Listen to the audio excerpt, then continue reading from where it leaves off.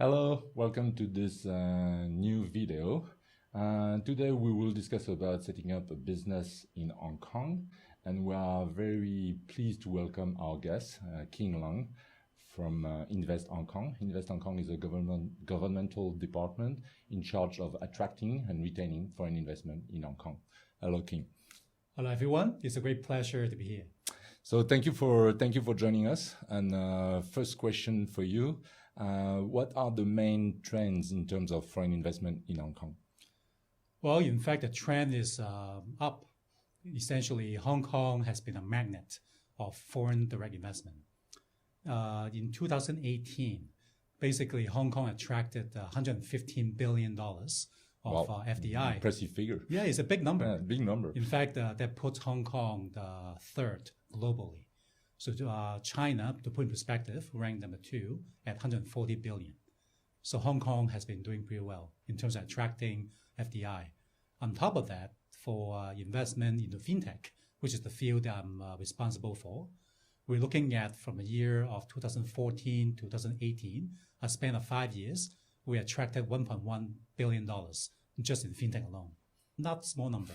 Not small numbers, definitely. Yeah. And do you see more, less, or the same level of foreign investors, coming to Hong Kong?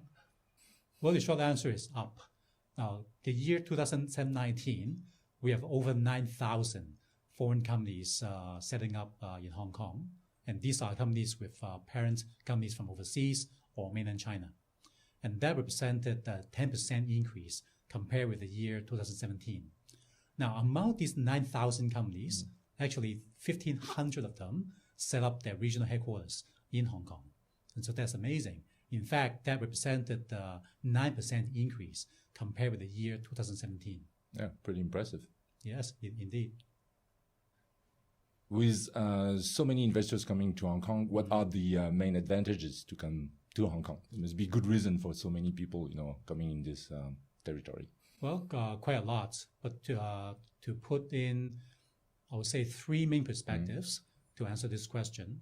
Now, first, is it's super easy to set up a company in Hong Kong. It literally takes just days to get it done. Yeah, I confirm that. Yeah, this is amazing. Now, secondly, this is just a place that's very vibrant. A lot of times, of course, I think the work is important, but the lifestyle is also important. So for folks coming overseas, from overseas to Hong Kong, they all, of course, have to look at the balance, and the lifestyle is fantastic. They attract a lot of professionals from overseas. And last but not least, the money aspect, the funding. Again, Hong Kong is a magnet of funding, so there are both the public sector side, we can get the funding fairly easily, and also there's just loads of investors from the private sector that can help out incoming entrepreneurs. Okay. And how is Invest Hong Kong helping foreign investors to set up their business in Hong Kong? Well, oftentimes our friends in the market call us the connector or the super connector. Essentially, there are different aspects of setting up business that we would play a part. Now, on the one hand, we have the heavy lifting in terms of connecting the incoming investors to the local investors or potential clients, in terms of business matching. Those are things that are very important, of course.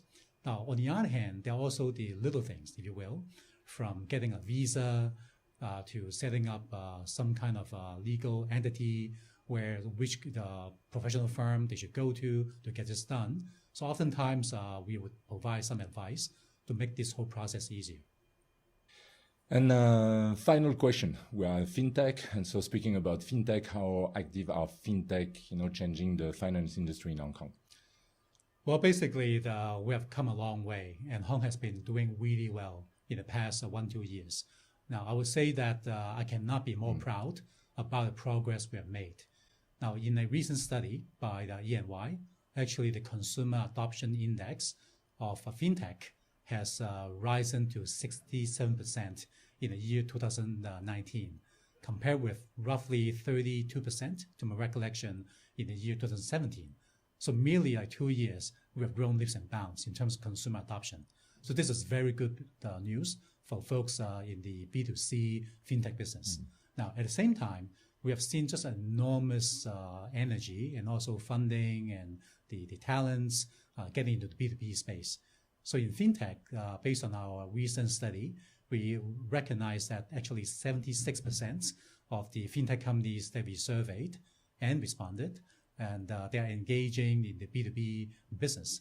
So that's why we feel very encouraged because of the number of banks in Hong Kong, number of insurers, the wealth managers, all these are world-class. So in terms of the numbers and also the breadth and depth. As a result, they provide a very good environment for the FinTech folks, particularly those selling B2B solutions, to have a rich base of clients.